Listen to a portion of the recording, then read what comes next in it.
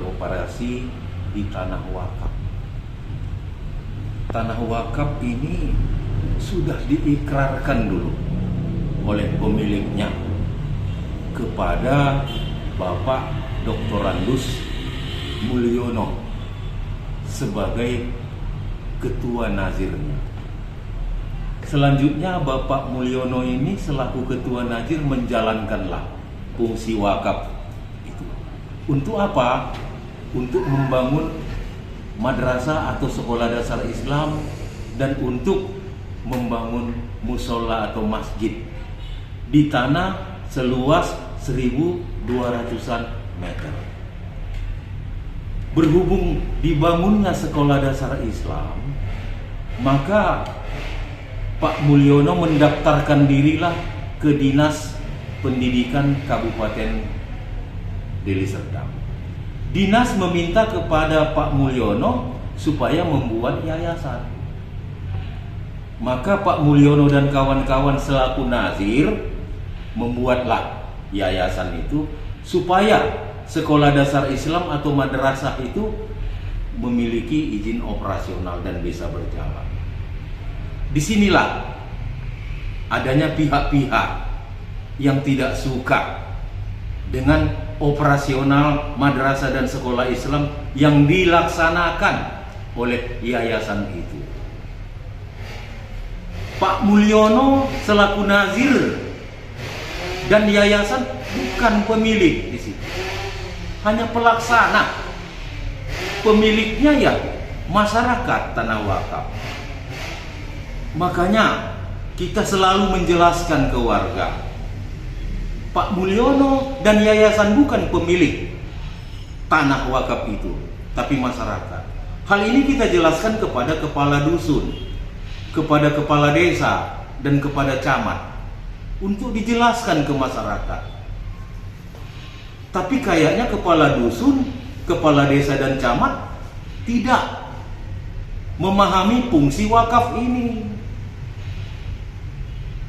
Fungsi wakaf ini coba ditanya kuasa setempat, biar jelas. Nah, makanya kita harapkan supaya kepala dusun, kepala desa, dan camat memahami fungsi wakaf dan menertibkan masyarakat. Jangan masyarakat itu mengganggu operasional sekolah seperti mendirikan spanduk dan baliho. Ini kan mengganggu. Jadi kita haraplah kepala desa, kadusnya, dan camatnya menertibkan masyarakat ini. Dengan ini Pak Mulyono sebagai nazir menggugat ke pengadilan.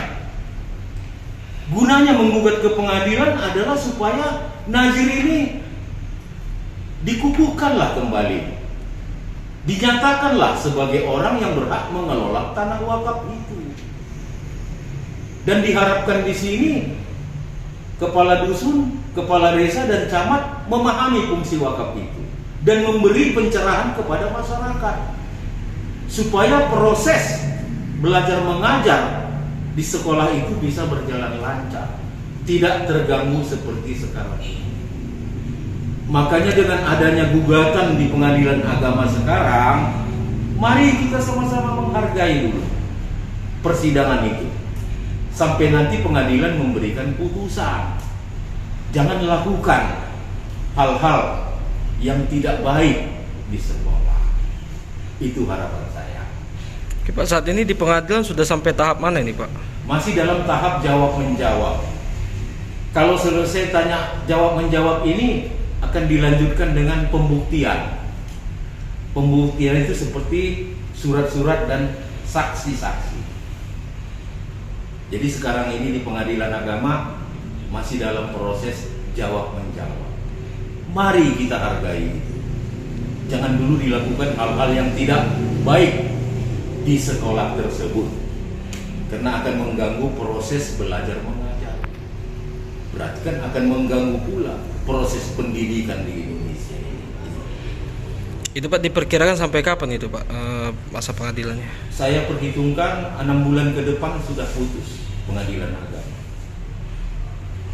Paling lama 6 bulan lagi sudah putus di pengadilan.